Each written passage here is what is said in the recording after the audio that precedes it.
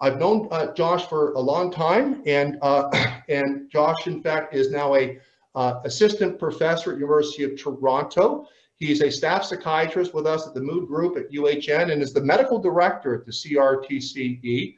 And Josh is, without question, going to be one of the biggest names in psychiatry internationally. And Josh has been a tremendous leader in terms of campaigning around the story of ketamine and psilocybin in psychedelics. And that's, in fact, something he's already established an international reputation for. And Josh, I want to welcome you, and the floor is over to you to speak to the topic of treatment-resistant depression, a practical approach. Thanks so much, Roger, for the warm welcome. And as always, great to hear you speak about these new topics also. So very nice to virtually meet everyone. My name is Josh Rosenblat. I'm going to be speaking to you about a practical approach on the treatment of treatment-resistant depression. Okay. So here are my disclosures. And the objectives for this talk are fairly straightforward. We're going to be looking at basically an approach to the assessment and management of treatment-resistant depression. And then we're going to take some time to focus in on one of the new treatments that Roger alluded to, ketamine and esketamine, which are certainly some of the most exciting developments in psychiatry from the perspective of being completely new and completely mechanistically different from what we have already. So we'll be focusing in on those new treatment options as well. So to start off, as Dr. McIntyre had showed already, the STAR-D results, this basically just underscores the large importance of that treatment-resistant depression is a huge problem, and it's very common. So even if you're giving gold standard care, using measurement-based care, selecting the best of the antidepressants that we have, good augmentation strategies, you're still going to be left with a large percentage of your patients that have depression that still are experiencing symptoms, that still are experiencing these persistent symptoms and not able to achieve full remission. So as shown by the STAR-D trial, after you try a number of different options of switching from one antidepressant to another, augmentation strategies, you'll still be left with around 40% of your patients that are still quite symptomatic and having persistent symptoms of depression. So take-home point here is that despite your best efforts, there's still going to be a large percentage of patients that are struggling with persistent symptoms and not achieving full remission and not anywhere close to achieving recovery from their depression. Roger alluded to this as well in terms of some specific symptoms that we see more commonly, and these would be the symptoms that are also most common to persist. So if we think about the 9 symptoms of a major depressive episode, our MCGI-CAPs that we always ask about, there are certain symptoms that seem to improve more readily with monoaminergic antidepressants, such as our SSRIs and SNRIs, things like sadness, negative thought patterns, but these are the big 4 that seem to not improve as well. In this study over the course of 3 years, you can see around 20 to 40% of patients still having these specific persistent symptoms. So cognitive difficulties, those FAB4, energy, sleep, and anhedonia. So this should be no surprise to the people at the conference today, since these are the 4 things that patients are complaining about most to you, despite perhaps them not being tearful as much as before or not having as many negative cognitions. They're still really struggling with these 4, and they're having functional impairments related to them in terms of even if they're not as sad and not crying every day, they might not be able to return to work because they're still exhausted and unable to concentrate enough to do their jobs, and they're still having poor sleep and not experiencing joy. The idea of persistent symptoms and targeting full remission is important not only from the perspective of improving patients' quality of life, but is also an incredibly important prognostic factor. So very often I find that clinicians give up too early and they just accept the persistent symptoms that patients are experiencing. But in this study, they were able to show very clearly that if you do not target full remission and you allow for residual symptoms, the risk for relapse will be much higher. So in the blue line, you see that if you do achieve full euthymia, full remission of all 9 depressive symptoms, it's going to be on average 4 years until you have a relapse of another major depressive episode. Conversely, for patients that still have some persistent symptoms, for example, the 4 symptoms listed on the previous slide, For them, it's only an average of 6 months until they have a relapse of their next major depressive episode. So by way of analogy, you can think of a fire that you're only putting halfway out, and even if you leave a few embers burning, it's only a matter of time for a gust of wind to come and the fire to return to full flame. So squash the fire out completely, don't leave any burning embers, and treat depression just like any other chronic illness, where if someone has hypertension, you wouldn't say to them, well, your systolic blood pressure is 160, at least it's not 180, 20-point reduction is pretty good. You would keep going because we recognize these are chronic diseases where we always want to target full remission to allow for optimal prognosis and optimal quality of life. So the key point there is just to not give up too early. And certainly for a small percentage of patients, you will have to switch to more of a radical acceptance lens where there appears to be nothing that can be done for their persistent symptoms unless new treatments were to come along. And then you want to focus on improving their quality of life despite having the presence of persistent symptoms. But don't jump to that conclusion too early is the main point here. And as Roger had alluded to with the different biases that different clinicians have, I think this is a very, very important point here too, where I think there is a propensity for certain clinicians to have a bias towards giving up earlier on based on previous experiences of unsuccessful medication trials, but follow the patient's lead. If they want to keep trying and they want to keep trying to achieve full remission, continue to work at it with them, even if there is some diminishing returns in the chances of achieving that full remission. So when I see people in consultation, both at the Canadian Rapid Treatment Center and at the Mood Disorder Psychopharmacology Unit at UHN, the primary reason is for treatment-resistant depression. So this would be both bipolar and unipolar treatment-resistant depression, but for the purpose of the talk today, we'll be focusing in on unipolar treatment-resistant depression or major depressive disorder. And these are the three questions I ask myself to help formulate and provide treatment recommendations. And I do feel confident that if you can answer these three questions, this will directly lead to an evidence-based and most possible effective treatment plan. So they're fairly simple. The first question is, why is this patient sick? Second is, are they getting better? And measurement-based care, such as PHQ-9s, QIDS-SR, GAD-7s can be helpful for this. And the third one, which is perhaps most pertinent for treatment-resistant depression, is why are they not getting better? So we'll focus in on this third question. And broadly speaking, these are the three categories that I think about for why patients are not getting better to the treatment that's prescribed. So certainly there's 1,000,001 different reasons why patients do not respond to treatment, but I do think that all of them can broadly fall into these three categories. So the first one is probably where your mind goes first, which for lack of a better word would be true biological resistance, where this is the patient that is fully adherent to the antidepressant medications. They're taking it at an adequate dose, at an adequate duration, and they're missing very few, if any, doses. But for whatever reason, their brain is not responding to that medication, and they're still experiencing their depressive symptoms and not having full remission of their depression. The next two would be what I call pseudo-resistance, where it's not necessarily that their brain is failing to respond to the antidepressant that you're providing them, but there's something else going on. So the first of these would be poor adherence, and this by far would be the most common, where unfortunately over half of our patients are taking medications inconsistently or stopping them altogether. The other possibility would be a misdiagnosis or an untreated comorbidity. So for example, as Dr. McIntyre had alluded to, quite often bipolar depression will be missed, and perhaps the previous history of mania or hypomania was not uncovered.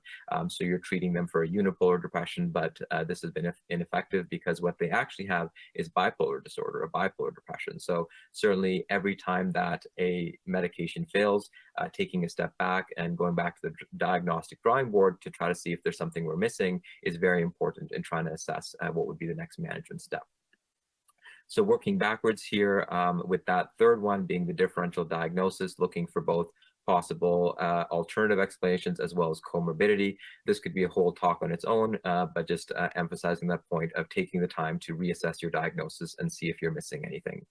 The one point from this slide that I want to emphasize is that we often inappropriately would think about the either or option rather than the both and. And where I see this most commonly in treatment-resistant depression would be in the scenario of patients with comorbid personality disorders, where often when I'm seeing them, it's clear that they meet criteria for treatment-resistant depression as well as borderline personality disorder. But previous practitioners might have said that their depression is not real and it's just relating to their personality disorder. But the rate of comorbidity is very high, and the evidence evidence is very clear that treat the comorbidity. You don't want to take an either or approach of saying we're either going to treat the depression or we're going to treat the personality disorder. You want to actively treat both and not overly assume that a personality disorder is the sole cause for the treatment-resistant depression. And it kind of makes intuitive sense as well, where when you're living with a severe personality disorder, this is an incredibly depressogenic life when you are routinely frustrating the people around you, breaking your relationships, help-seeking, help-rejecting behaviors. These are all the recipes for developing syndromal major depressive episodes and having treatment-resistant depression. So I would strongly encourage you to not take the either-or approach, but look for the presence potentially of comorbidity and what could be done to contemporaneously treat both the depression as well as the personality disorder at the same time. Poor adherence, this one I think we all know, but we need regular reminders, where unfortunately over 40% of our patients will stop their antidepressant within the first 30 days. Every time I see this, it does take me aback. And this other statistic of 72% stopping the antidepressant within 90 days. So for myself, knowing that every antidepressant that I prescribe, 3/4 of those patients will not be taking the medication 3 months later. So quite staggering. And this just emphasizes the point that these patients might be labeled as treatment-resistant depression and thought of that their brain is not responding to the medication. But in reality, the medication is not working because they're simply not taking it. And the main reason why patients stop medications would be disliked side effects. And this is specific for antidepressants, where around 62% of patients will discontinue because of the bad side effects they're experiencing. So it is a very unfortunate situation where a lot of patients end up stopping the antidepressant before they get a chance to have the antidepressant effects kick in. The 3 most common side effects that lead to medications being discontinued would be treatment-emergent anxiety, weight gain, and sexual side effects. Although for these patients, I actually am much more optimistic, where I know that there has been some improvements in drug development from the perspective of side effects. So even though you saw the slide earlier that showed that treatment outcomes have not improved from the perspective of response and remission rates, what has improved is the propensity for side effects, where we know that a lot of the newer antidepressants and antipsychotics, for example, have a lot lower risk for weight gain and sexual side effects. So these are the patients that I get quite excited and think, there's actually a very reasonable chance that one of our newer conventional medications, such as the newer antidepressants, can be quite helpful because your brain has not yet demonstrated to me that you fail to respond to monoamines. All that has been demonstrated is that you're having side effects. So if we can get around the side effects, improve adherence, then I'm quite optimistic that we might be closer to step 1 of the STAR*D trial, where there's still about a 30% chance of you having a fairly good response to a medication if we can find one that you can tolerate and stay on long enough for it to have its antidepressant effects. Another just clinical pro for these patients, close follow-up can be quite effective for helping to improve adherence. So these are not the patients that you want to book a follow-up appointment for a month later, but if they have a clear history of early discontinuation, you want to see them weekly for that first month if at all possible.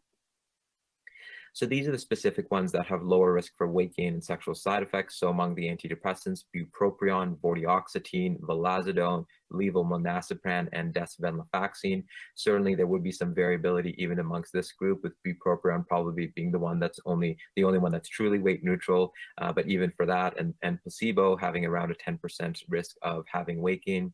Similarly, with some of the newer antipsychotics that are approved for augmentation in major depressive disorder, particularly brexpiprazole and aripiprazole as approved augmentation options, and then some off-label augmentation options as well, such as lurasidone, modafinil, stimulants, and T3 thyroid hormone, cytomel, which all have been shown to be lower risk for weight gain and sexual side effects compared to some of the older agents.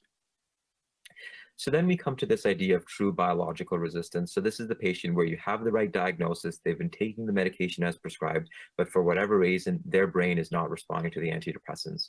And as STAR*D showed us, there is this law of diminishing monoamine returns, where it makes intuitive sense that after you've targeted serotonin, norepinephrine, and dopamine from every different angle, the likelihood of targeting it from yet another angle working is lower and lower over time. With these patients, there is a large focus on augmentation, where you find an antidepressant that's well tolerated, and even if you get some gains, you stick with it and focus on augmentation, because the evidence would suggest that this is more effective rather than trying the 20th the next antidepressant. Just find one that's at least giving you 20 to 30% improvement, and then look at some augmentation strategies, including some of the off-label options that we'll discuss also. So these are the 2016 CanMed guidelines that lay out the options for augmentation. And even though these are only 4 years old, they're actually already quite outdated, where the evidence has advanced greatly. For example, brexpiprazole being an option that should be first line at this point based on the evidence and the experience with it to date. Similarly, interestingly, even though this was only 4 years ago, esketamine is not even listed here because it did not have sufficient evidence to merit listing because the clinical trials had not been completed yet for it to really establish it as an evidence-based treatment. So very much looking forward to the next iteration of guidelines, which will be quite different from what you see on this slide here. Breaking it down also into two specific approaches of augmentation, we could think about the syndrome approach versus symptom-focused approach. So for your patients that have had partial improvement on all their symptoms of depression, but they're still having significant persistent symptoms on several of them, these are the ones that you're really going to want to be looking at targeting the syndrome. So these are the patients that if they complete a PHQ-9, they're still scoring a 1 or 2 on most of the items. Certainly they're not scoring a 3 anymore when you initially started their antidepressant, but they're still having some symptoms across the board of all 9 symptoms, or at least 3 or 4, where you want to try one of these options, such as the evidence-based second-generation antipsychotics, such as aripiprazole and brexpiprazole, lithium, quetiapine, esketamine, brain stimulation, and adding on a second antidepressant, such as a tricyclic bupropion or mirtazapine. These would be evidence-based options to target the syndrome and help to improve all 9 symptoms of depression to help hopefully bring them to full remission. But then there are the patients that have more of a need for a symptom-focused approach where actually the majority of their depressive symptoms have improved, but they're stuck with 1 or 2 persistent symptoms. For example, their sleep, where everything seems to be better, but they're still not having a good enough sleep. So you might look at targeting sleep for those patients, or patients that their depression has improved greatly, but their comorbid anxiety or anxious distress is still quite high. There would be some good options for that too. And then for our patients where suicidality seems to be quite problematic despite their other symptoms improving to a degree, where there are certainly some evidence-based options for reducing suicidal thoughts, such as lithium and ECT, and more recently ketamine and esketamine. I would say a word of caution, though, that there does seem to be an increasing focus on the symptom-focused approach, and this does have a tendency to lead to polypharmacy, where you start to add in an agent for sleep, add in an agent for cognition, for energy, for anxiety, and before you know it, your patient is on 5 different medications. So I do usually favor targeting the syndrome first, especially if there's 2 or more persistent symptoms, and only in very specific cases where I'm targeting a specific persistent symptom will I take the symptom-focused approach to add on something like a sleep aid, for example. So now we're going to shift focus to talking about ketamine and esketamine. So over the past 2 decades, ketamine has been studied for treatment-resistant depression. So ketamine was originally developed as an anesthetic agent, but more recently has gained much more focus in the world of psychiatry. What's very exciting about ketamine is that it does not work on the monoamine system. It does not primarily work by targeting serotonin, norepinephrine, or dopamine, but targets the glutamate system. So while there still is a lot of research being done to identify the exact mechanism of action for ketamine, it's very important to know that at least it's different from what's already out there and approved, which provides hope that even if you haven't responded to a dozen monoaminergic agents, it might be that your brain is more primed to respond to glutamate-related medications like ketamine and esketamine. Very recently, esketamine nasal spray Spravato was approved in May of 2020, and now we're happy to be able to offer both intravenous ketamine and intranasal esketamine through the Canadian Rapid Treatment Centre of Excellence, or CRTCE. This was a meta-analysis that we completed very recently, identifying 21 randomized controlled trials, and I appreciate that this forest plot is very busy, so I'll just bottom line it for you, that 21 randomized controlled trials showed very clearly rapid and robust antidepressant effects for treatment-resistant depression. That was both statistically and clinically significant, so this merits level 1 evidence for both intravenous ketamine, intravenous racemic ketamine, as well as intranasal esketamine. Importantly, other routes such as intramuscular, as well as oral or sublingual, did not show adequate evidence to support level 1 evidence, but was much more mixed in the evidence base. Right now, there's over 100 registered clinical trials for both ketamine and esketamine. So I'm very optimistic that over the next 5 years, we're going to have a lot more answers to better understand how we can use these medications best. But some pretty encouraging results from a large number of clinical trials to support the efficacy and safety of both intranasal esketamine and intravenous racemic ketamine. There was also a great meta-analysis done by Sam Wilkinson and his group at Yale, where they looked at the impact of ketamine on suicidal thoughts.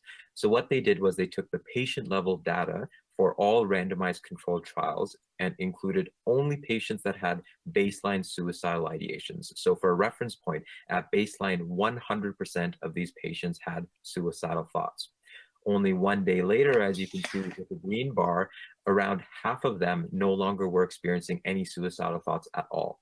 At the end of a week after a single infusion of ketamine, 60% had no suicidal thoughts at all. What was interesting also was they did a path analysis to find that this was not just dependent on the antidepressant effects, where there appears to be a mood-independent anti-suicidal effect, where we start to wonder if it is not just relating to the antidepressant effects, what would be the application of ketamine for suicidal ideations in other disorders, such as personality disorders or other mental illnesses that sometimes appear with suicidal ideations, like OCD and related disorders in some of the atypical presentations. So that's the RCT data, but I'd also like to show you some real-world effectiveness data. So we all know that in clinical trials, there is quite a bit of cherry picking that often happens, where these patients are typically, even though they're treatment-resistant depression, they're less resistant than a lot of the patients that we're seeing. They don't have the same comorbidities that we often see in clinical practice. So we looked at the question in our group for our patient population that is severely resistant, has failed ECT, has failed over a dozen medications, have comorbid personality disorders, anxiety disorders, OCD, PTSD. So for this very real world population that would not be your typical clinical trial population, we wanted to see, does the effects of IV ketamine generalize well to this group? Shout out to Nelson Rodriguez and Orly Lipschitz, who have done an excellent job on analyzing our data and have written up over a dozen papers on the effects of intravenous ketamine in our real world sample. We've had around 300 patients come through our clinic at this point, and we looked at the data for the first couple hundred patients coming through. And what we found using the QIDS, which is a self-report measure for depression, is that it appears that the rapid and robust antidepressant effects observed in the clinical trials is actually observed in our sample as well. So to be perfectly honest, I was somewhat surprised when I started treating patients that the results were just as good as I saw in the RCTs, where as a critical scientist, I do have a healthy degree of pessimism with any new intervention, but I was pleasantly surprised to see that intravenous ketamine was just as effective, if not more effective, than the RCTs would suggest. We also find that it reduces suicidal ideations in our population, reduces anxiety symptoms as measured by the GAD-7, and most excitingly as well, from one perspective, is the improvement in function. So the Sheehan Disability Score, the SDS, is a subjective validated function measure, and we see improvements in work function, social function, and family function. It really is quite remarkable, and almost brings me to tears when I see a patient that has been on disability for 10 years, and after 2 weeks of receiving ketamine infusions, they're asking me, how do I return to work? I feel ready. Let's put together a return to work plan. So very exciting, and certainly from a cost effectiveness perspective, I think that these types of things are not as well captured by some of the cost effective models, but certainly if you can have a large number of patients returning to work who were persistently on long-term disability, that's a huge advantage, and in terms of quality of life, a big quality of life improvement also. It also works for very difficult to treat populations. So in our group, we looked at agitated depression or depression with mixed features in both bipolar and unipolar depression, and we found that it works just as well, if not better. So conventional treatments are often less effective for agitated depression and depression with mixed features, but it appears that intravenous ketamine works especially well for this group. The side effects are very transient, so nausea would be a common one, transient increases in blood pressure, as well as dissociative symptoms happening in about half of patients. So depersonalization, derealization, confusion, feeling like in a dreamlike state, but all of this typically resolves within 1 hour, so tolerability has been very good. Today, we're focusing also on obesity. So just from last week, Nelson analyzed the weight changes over time, and we found that in a group of over 200 patients over the course of 1 year, up to 20 infusions, there was no clinically or statistically significant weight gain. This does make sense based on the mechanism of action, as well as given the fact that they're only getting this intermittently once every few weeks, that there was only 1 to 3 kilograms of weight gain over a year. And this is also for patients that are still taking the other psychotropics. So really no clinically or statistically significant weight gain that we've observed thus far in our clinical sample. Intranasal esketamine, just approved in May, approved for an add-on treatment. This is the S enantiomer of ketamine that has been shown in replicated phase 3 trials now to be effective, and is also available through the CRTCE now. Quite impressive response and remission rates for treatment-resistant depression. So 53% response rate, 39% remission rate for patients with treatment-resistant depression, which if you think back to the STAR-D data that we were looking at, where it's closer to 10 to 20% response and remission rates, this is quite impressive, and it makes sense why this has been labeled as a breakthrough therapy and one of the biggest breakthroughs of the decade with these remarkably higher response and remission rates for treatment-resistant depression. What's also extremely exciting is the phase 3 data and phase 2 data to show very clearly that if you have a response or achieve remission with esketamine and you are initiated on maintenance treatment, getting another dose every 1 to 2 weeks, there's a very good chance that we'll be able to maintain the relapse, maintain and prevent relapse and remission, prevent relapse of your depression, where the antidepressant effects are maintained. And this has been shown even in year-long studies with the phase 3 sustained trials, showing very clearly that if you respond or remit to esketamine, the maintenance phase actually works very well as well. Coming soon will be these guidelines that are just under review right now, basically supporting, again, international consensus around level 1 evidence for intravenous ketamine and intranasal esketamine. And in these guidelines, we provide some pretty specific instructions in terms of the personnel and monitoring required to do this safely and effectively. So just to summarize, the first step is the assessment, determining which of the 3 categories would best explain why someone is not responding to treatment. And this will directly lead into your treatment plan, whether it is switching to an antidepressant that has lower risk of side effects, or trying something different like ketamine, or treating the comorbidity at the same time. So I'll leave things there and open it up for Q&A at this time.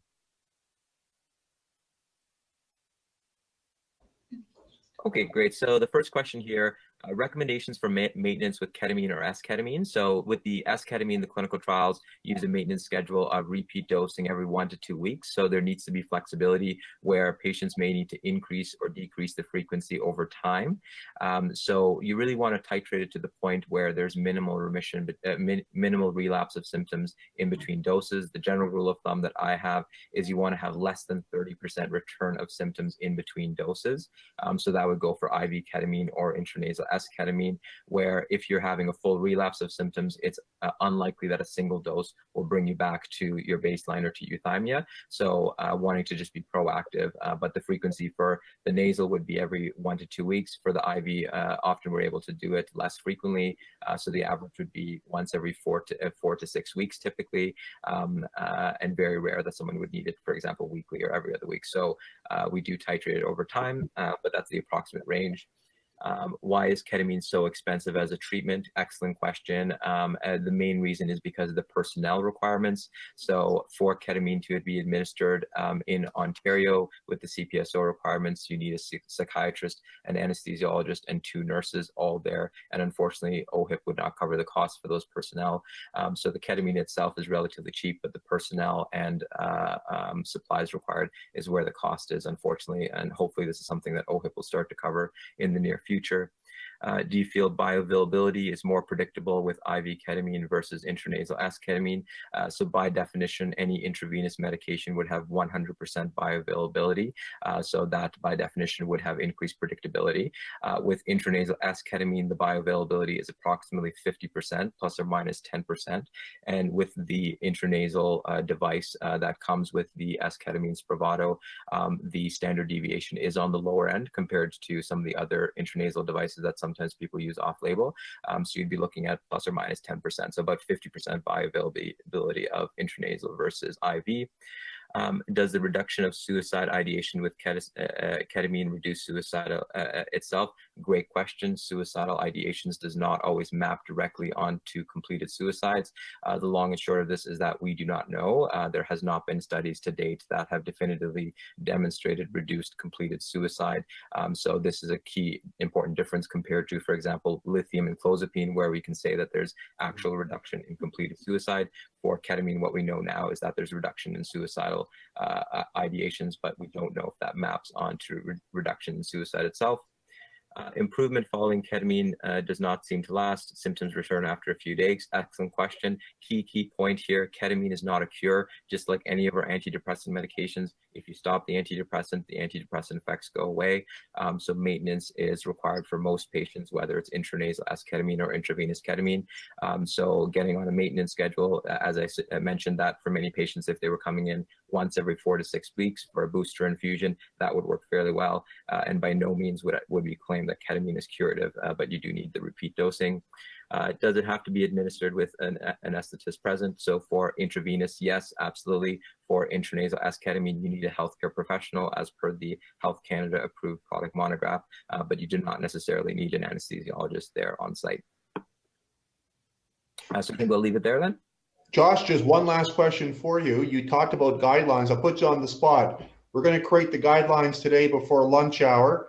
And the question to you is, where in the algorithm in depression does ketamine or esketamine fit? So in other words, how many antidepressants does a person need to fail before you think ketamine, esketamine is to be discussed? Great question. So with the approval for esketamine being after 2 or more failed antidepressant trials, I think discussing at that point is reasonable, especially based on the diminishing returns that we see from the STAR-D trial. At the same time, what I would typically want to see would be at least 2 mechanistically diverse antidepressants, at least 1 augmentation attempt, and at least 1 psychotherapy attempt if possible. So pragmatically, and especially given cost considerations and all these things, at this point, I would want to try at least 1 augmentation and psychotherapy trial before going to ketamine or esketamine. But certainly something that hopefully we can do some research to do some head-to-head trials to see very clearly where do these belong in our TRD algorithm. But those are my initial thoughts. Great question. One final question, Josh, we'll move on. This is one that comes up not infrequently. My patient has depression. My patient can't tolerate the SSRI, too many side effects. Tries another antidepressant, too many side effects. Tries another antidepressant. In fact, the patient's having side effects as the doctor is prescribing the medication in anticipation of having side effects. Is that patient a candidate for ketamine or esketamine? I think it really would depend. I think that taking some counseling to help them with the side effects would be important. But for some patients that clearly do not respond or clearly have great side effects with every single monoaminergic antidepressant, I would say that actually those patients are still candidates for ketamine, where the side effect profile is fundamentally different, especially because it's not a daily dose. So not the typical patients that we treat, but for a small minority, if that's the only thing that's going to get them well, I would say yes.